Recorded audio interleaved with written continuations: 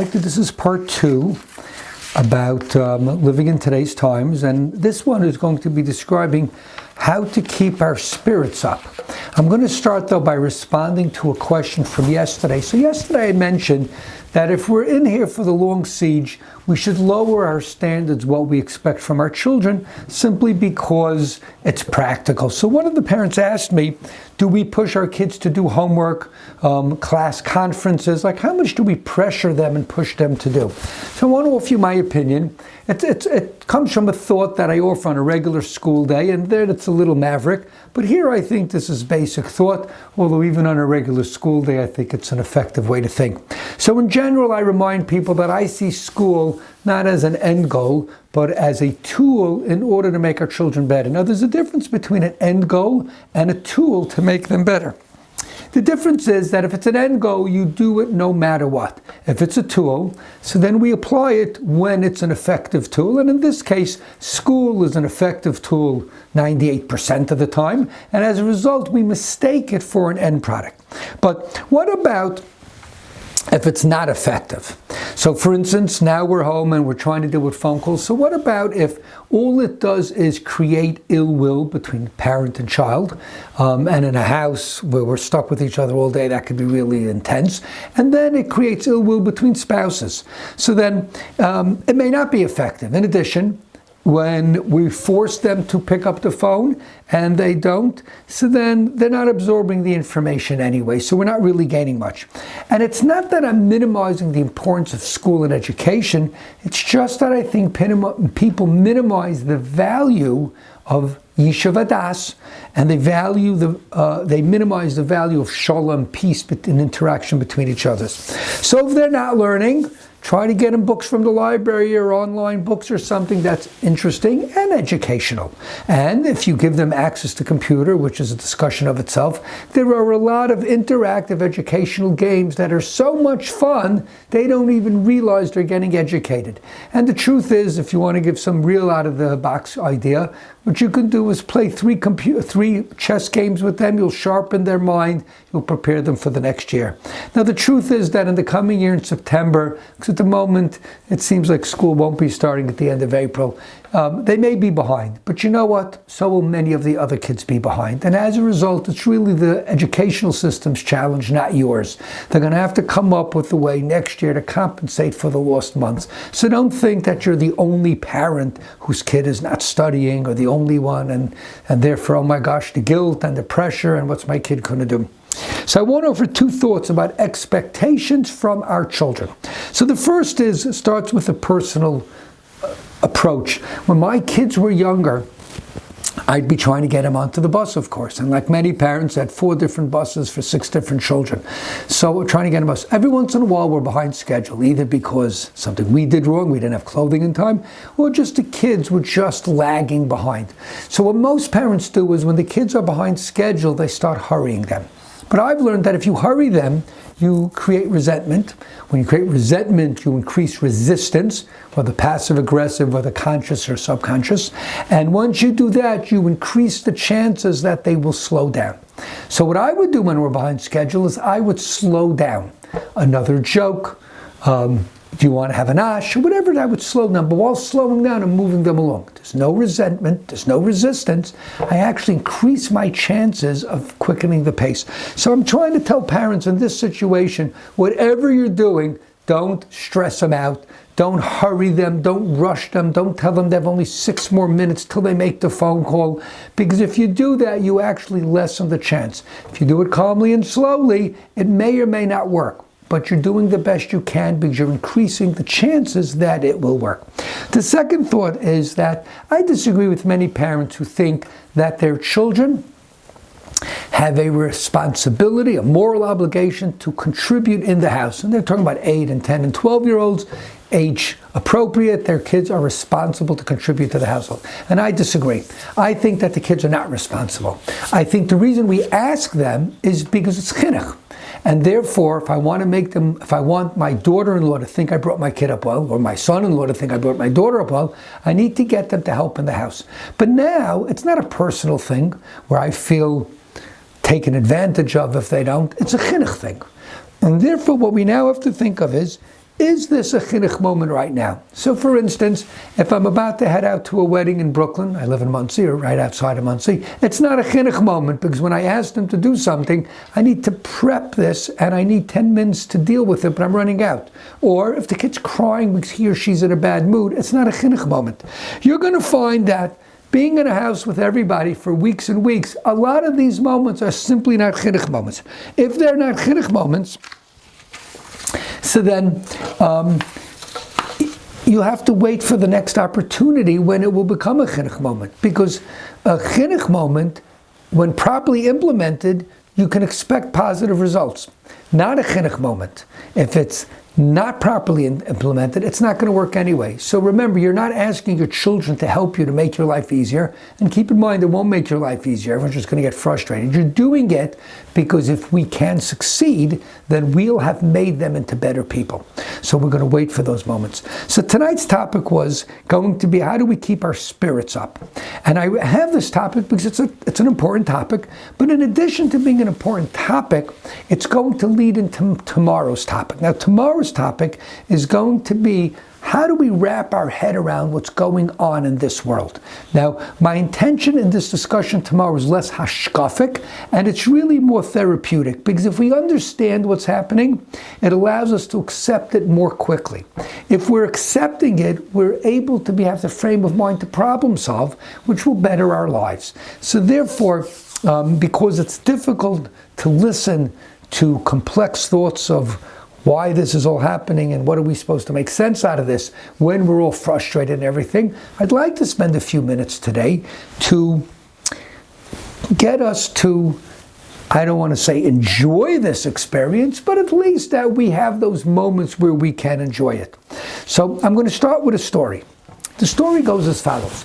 Very often, I've had several such conversations with several people like this, where they come over to me because someone told them they can discuss with me hashkafic issues because they have questions about Yiddishkeit.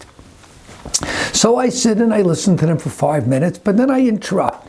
I say, do you have a job? And they'll often say no. Okay, do you have your own apartment? No, I'm living by my parents. It's not working out. And one part of their life after the other is really not working out. So I say, here's what we're going to do. I'm going to find you a job, I'll find you an apartment, I'll find you a social circle friends, and when I do that, we'll come back and talk about religion. And he or she will tell me why. And I'll say, because we're not really going to have answers that are going to satisfy you when you're not in a good place. We're going to get you in a good place. Once you're in a good place, we could then have a discussion. In one such case, we did the whole thing. We were in touch every day. After 2 months, I say, okay, let's discuss religion.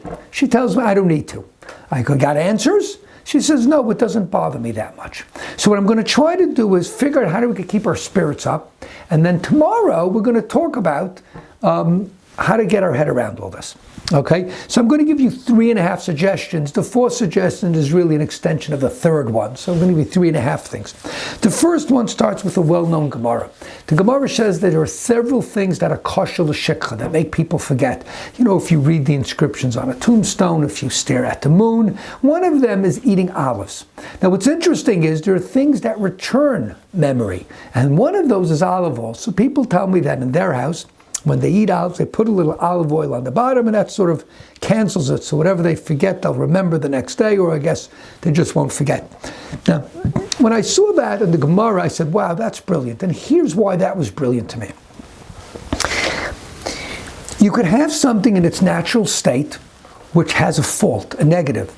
It makes people forget. Then you take that thing and you beat it up, in the sense of olives are crushed into olive oil. Not only doesn't it have that fault anymore, it actually becomes its strength. It returns memory.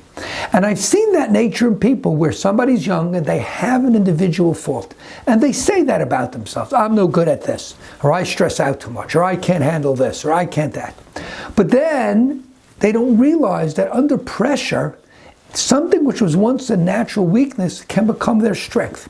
And I just want to introduce this, that while we're, so to speak, under siege over here, and there are things that we don't think we can manage, you may be able to manage it. Don't immediately give up. And I've spoken to 2 or 3 parents called me up to let me know that we've been talking for a few months, And they thought they would fall apart, but they've had certain skills, and what was once a natural weakness, a fault of theirs, has now become somewhat of a strength. One of them told me, I'm afraid to say I'm enjoying it. My kids are enjoying it. When it's all over, I'll admit I'm enjoying this a little. Okay, and this is already before Pesach as well, so that's very impressive on their part. And a few such people called me up like that. So the first thing is, don't just give up what maybe really, really was your weakness. Not as like you think it was and everybody says it was your strength. What really, really was your weakness may have become a strength of yours. The second thing is, there was a time in my life where I was what I call miserably broke. Now I consider myself comfortably broke. It's a much better state of mind, much better state of financial affairs. So one time I had my electric shut off, and it was shut off where I couldn't get it put on that day. And that night was winter and it was cold. So I had, I think, 6 kids at that time. So what we did was we all went into the dining room or living room, we camped out, we brought mattress on the floor, we had marshmallows, we had pillow fights. And my older children, who were maybe 10, 11, 12 at that time, figured out what was going on. But what I realized was, and that was the goal, is that intellectually they understood. But emotionally, that's not what they internalized. What they internalized was the pillow fight. Intellectually, they knew that as a father, I was a loser. But emotionally, they enjoyed the situation. Now, I want to give you a story, the opposite. The opposite, I was once babysitting a dog, a German Shepherd, for 2-3 hours.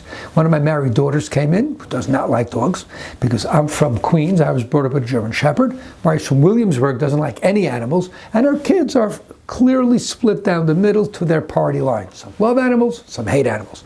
So the dog goes over to one of her 9-year-old children, and the kid likes the dog, so the mother pulls her and says, ugh, dog, dirty, and then the girl started crying. So I go over to her, I said, really, look what you just did, I say.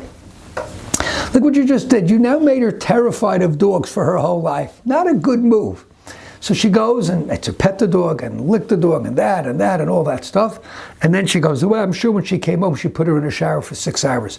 But the girl came out with an experience. Dogs are animals and they're okay. What you learn from both these stories is as follows, is that people will go through an experience. What they take out of the experience is not based on the experience itself. What it's going to be based on is how it has been packaged by the adults. And as a result, they're going to have to survive what's going on. What will their memory be of the event, of being home, of the family unit? What will the memory be of the family unit? That depends how you make this look like. It could be a stressful experience. Did you do your homework? Sorry about that. Or it could be pillow fights. So what you need to do is to be creative. Okay? Maybe every breakfast will make something special. You can put marshmallows once in a while in your scrambled eggs. It won't kill them. Just make it, and this is not only for the children. How will you remember this experience? Are you going to remember that it was miserable and everyone screamed at me and I screamed at everybody? Or indulge in a little more chocolate maybe, right? Maybe husbands and wives should figure out how to take shifts so everyone has their quiet time. You can turn this into not such a bad experience. The third point I want to make is that there are different levels of pleasure. So I'll give you an example. You go and you give somebody a choice, whatever he wants for supper, cowboy steaks or whatever this guy likes. Or he could clean out the garage. So everyone's going to pick the cowboy steak or whatever they like for supper. Okay, everyone's going to pick it. But at the end of the steak, they'll enjoy it and they'll move on. Let's say somebody got stuck with the garage. Really not a happy camper at all. Who wants to spend 6 hours on a Sunday afternoon and clean out a garage? But when he finishes cleaning out the garage, he steps back and he goes, that's cool. I did good. Look at that. Now, the guy who had the steak moves on, doesn't remember it. The guy that cleaned the garage is going to take the next 10 people that come into the house, hold them by the hand and say, look at that, you remember what that looked like? He's not forgetting. And the reason is the pleasure that comes from accomplishment is more intense and stays with you than other types of pleasures. So what we need to do is, while we're stuck over here, is we need to feel accomplished. And there's several ways to do it, of course. The men can learn a Masechta, a Seder Mishnayos. They can maybe finally renovate their attic. I just renovated my attic, and I schlep everybody up to the attic to look at it. If you're interested, I'll send you a picture. It looks really cool. I did it all by myself. Women can finally read the book they wanted to read. They can commit to davening every day if that's what they want. And everybody can take an online course. We could always do something to feel accomplished. Keep in mind that it has to be you're feeling accomplished, not you've always wanted to because somebody told you to. And it doesn't have to be big. It could be one Mishnah a day. It could be simple. As long as it's incremental, it should be something which is accumulative, something which every day becomes a little better than it was the day before because it was accumulative. So that's something for yourselves and for your kids as well. Let us look back and say, wow, look what I did. The third and a half, or the fourth, is on the topic of feeling accomplished. Okay, everyone can work towards their future. So for us at Areivim, we're sort of stuck in a lot of areas. But what we're doing is we're cleaning our databases up. We're working on a future project. We're giving online courses like we're doing over here, of course. And many people can collect lists for future clients. They could create marketing plans for when they go back into business. They could upgrade the quality of their services. They can even consider all the things banging in their head, parallel services, add a project, or do something, whatever it is. Whatever they should do, be creative, feel accomplished. If you could come up with something like that, even if the rest of the day is very, very challenging, that will make the day not so bad. Thanks for listening. I hope you'll join us tomorrow again, and I hope this had meaning. Tomorrow I'm going to try to talk about is how do we wrap our head around what Hashem has, I'll use the word, burdened us with. And hopefully we'll have a little more meaning, and that'll make it a little better.